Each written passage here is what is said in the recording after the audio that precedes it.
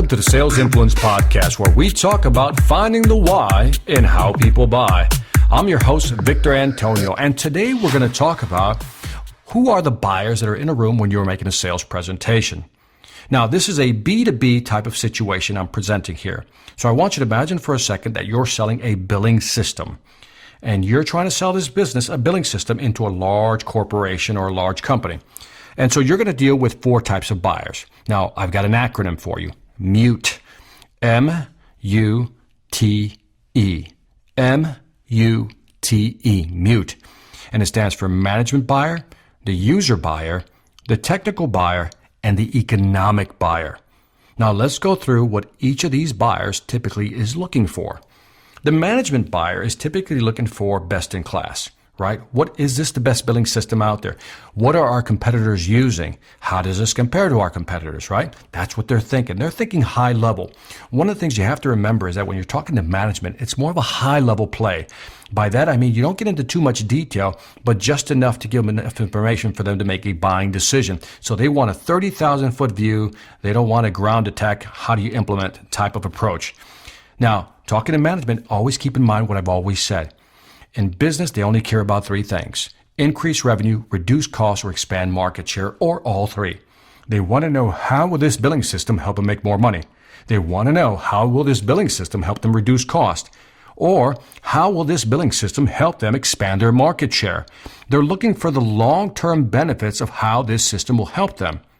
And again, one of the things you have to be prepared to answer is, what are your competitors using?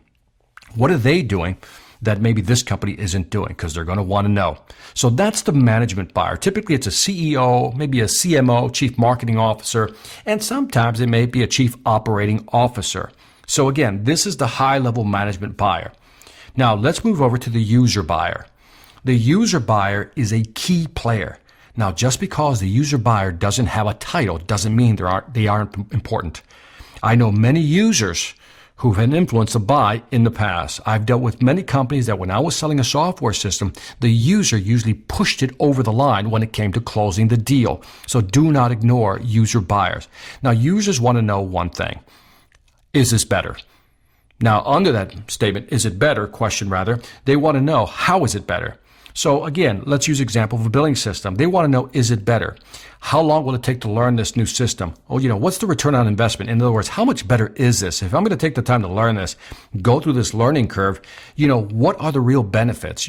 How is this better than what we're currently using? That's the key question. How is this better than what we're currently using? And you need to be able to answer that question. Also, how will this product, in this case, the billing system, make my job easier? How will this system make my job more effortless?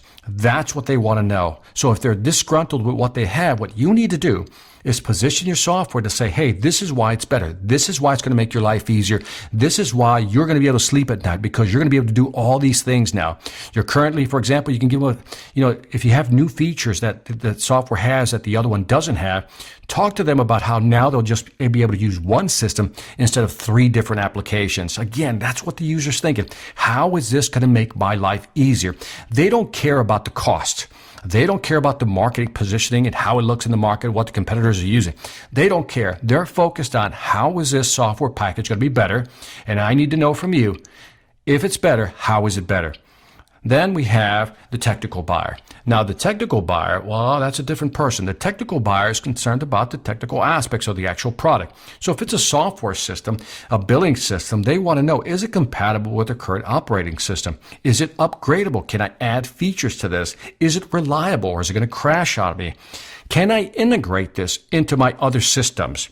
Can I connect them? Is it expandable? Can I add things to the system?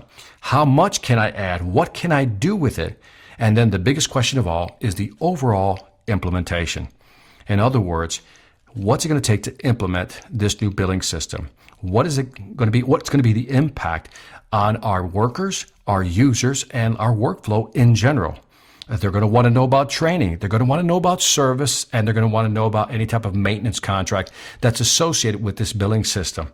So again, when you're talking to a technical buyer, you first have to convince them that what you have is better. But you're also going to have to give them a blueprint of where this software is going in the future. Listen carefully, this is important. Technical buyers are very happy to understand what you have, and they're glad when you say, this is better and here's why. Great, check that box off. But what they also want to know is, okay, so where are you going with this? If I buy this billing system from you, are you going to stop implementing new upgrades? Are you going to stop developing new features? What are you going to do? What is your vision of where you're taking this billing system in the next 3 to 5 years? So typically, technical buyers will ask you for a blueprint. And a blueprint is, here's what we're planning to roll out over the next 2 to 3 years. Here's some of the new features, capabilities we're going to add to this new product. Technical buyers eat that up like chocolate. So again, you need to incorporate that in your presentation. Now, last but not least, we have, yes, the economic buyer. The economic buyer who only wants to know about one thing: price. They're concerned about price. But an economic buyer is concerned about price, but they're also concerned about value. And again, one thing they want to know is this a fair price? And they want to be able to compare what competitors are offering in the market. So you have to be ready to answer that question. Now, if you know me well enough, you know I always sell on value. I never sell on price. So price is always an issue, but you can overcome it if you can position your value. Remember the statement, never position your price, position your value. So what is that value to an economic buyer? The economic buyer wants to know, if I buy this billing system, what is the break-even point? In other words, when will I get my money back? How fast will I get my money back? If I invest in this, let's say today, how many months or years have to go by before I get my money back in terms of all the efficiencies I save because of this new billing system? So they're going to want to know break even. They're also beyond the break even. They're going to want to know about return on investment. So for example, if I invest $100 and I only get $100 back, there's no return on investment. But if I invest $100 and I get $150 back, well, that's a 50% return on investment. That's what the economic buyer wants to know. That's where you position your value. You show them how the return on investment is there. The third aspect, total cost of ownership. This is big. Economic buyers know that price is what you pay one time. Total cost is what you pay over time. Let me say it again. Price is what you pay one time. Total cost is what you pay over time. So they want to know, if we buy this billing system, we're going to pay X price. But we also know there's going to be Y cost associated with that.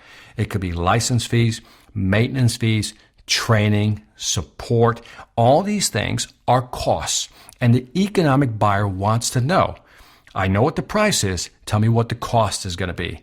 And for example, an aspect of cost could be if we swap out the billing system and it takes a week to implement it and switch over, well, that's a week's worth of time lost. That's a cost. That's the way the economic buyer thinks. So that's part of the total cost of ownership. So keep in mind that when you're talking to an economic buyer, it's about break even, return on investment, and total cost of ownership. So here's what I want you to do to prepare for these 4 types of buyer. 1, make a list of which of these decision makers are typically in the room when you're presenting. Is it the management buyer, user buyer, technical buyer, or economic buyer? If it's 1, 2, or all 4, then you'll have to deal with all 4. Now, second thing you have to do, for each of these buyer types, you need to list out why they would buy. What would motivate them to buy? I want you to list that out. And then third, I want you to list out why they wouldn't buy. And in your presentation, if you can address, let's say you have these decision makers in the room, if you can address the reasons why they should buy, but then block the objections on why they think they shouldn't buy. In other words, they're going to have reasons for not buying. If you can block those objections in your presentation, you'll position yourself to get a yes as opposed to a no. So again, list out the decision makers, list out why they would buy, but more importantly, list out why they wouldn't buy. And in your presentation, you need to address those 2.